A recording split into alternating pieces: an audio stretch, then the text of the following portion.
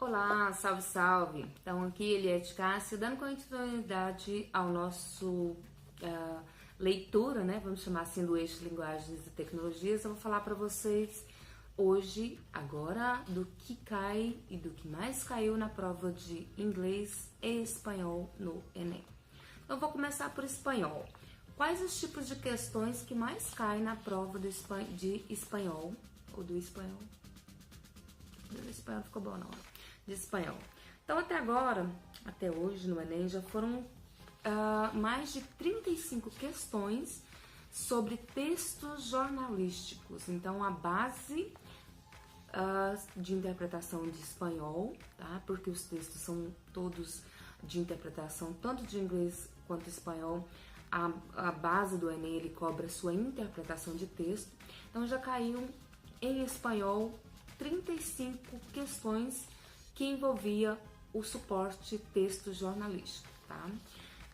Caiu histórias em quadrinhos, né? Ou tirinhas ou charges, já caíram 6 questões que envolviam a interpretação desse gênero textual. Já caíram textos publicitários, mais 6 propagandas, anúncios, tá? Caíram 4 questões sobre vocabulário específico, né? Cobrando uma questão específica de vocabulário. Então, 4 questões. 2 questões que envolviam letras de música, interpretação de letras de música. E uma questão que envolvia poemas, tá? Em espanhol. E em inglês, como é que o Enem pega, como é que ele trabalha o conteúdo de inglês, como é que é cobrado isso? Então, também, mais uma vez, tanto em língua portuguesa, inglês e espanhol, o Enem prioriza a interpretação de textos jornalísticos, tá? Em inglês, então, foram 21 textos jornalísticos que caíram para serem interpretados, 11 cartoons, ou tirinhas, ou histórias em quadrinho, como queira, tá? 7 questões de textos técnicos ou que envolviam linguagem técnica, tá? Como, por exemplo, um manual de instrução. Já foram 7 questões relacionadas a isso. 6 propagandas, então textos que envolviam a análise de propagandas. 5 canções, 5 músicas já foram cobradas, interpretação. Literatura, textos literários em inglês já foram 5, tá? Vocabulário, já tivemos 3 questões que cobravam um determinado vocabulário específico, para que você soubesse o significado de uma palavra ou de uma expressão específica. E infográficos, né, que é um novo tipo de texto, um texto longo, ele já cobrou 2 vezes a interpretação desse tipo de texto.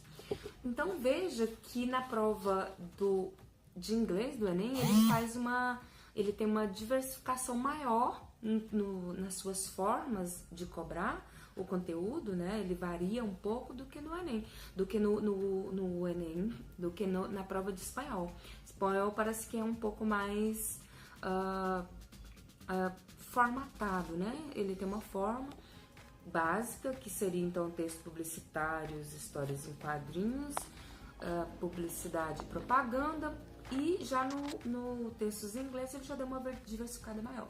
Então, isso é o que você tem que priorizar, é a forma que cai. Não dá pra, nesse vídeo, eu explicar pra vocês, não, vamos estudar cada parte, eu tenho que fazer um vídeo específico para isso, mas já dá pra você ter uma noção de que você precisa saber muito, mas muito vocabulário. Por que eu digo isso? Porque tanto em inglês e espanhol você vai precisar interpretar os textos. E você não vai conseguir fazer isso se você não tiver um vocabulário amplo, tá? Bem amplo mesmo. Eu digo, e eu posso dizer já nesse vídeo para você priorizar, palavras repetidas, estude quais as palavras que mais se repetem. Então, quais são as preposições em inglês e espanhol? Isso já vai te dar uma base, tá? Quais são os verbos mais usados? Se você tiver um vocabulário extenso sobre verbos, sobre preposições, né? Preposições são palavras de ligação, você já vai ter uma base para você fazer a leitura dos textos. Os textos normalmente são longos, principalmente em espanhol, e isso dificulta muito, tá? Chutar, na minha opinião, não é uma opção, porque aí você vai ter poucas chances de acerto, né? O ideal é que você estude mesmo, ok? Eu pretendo fazer vídeos específicos mostrando como adquirir vocabulário tanto numa língua quanto na outra, mas por hora a intenção desse vídeo era só te mostrar como é que o Enem cobra e quais os gêneros que ele cobra, ok? Até uma próxima aula, bye bye!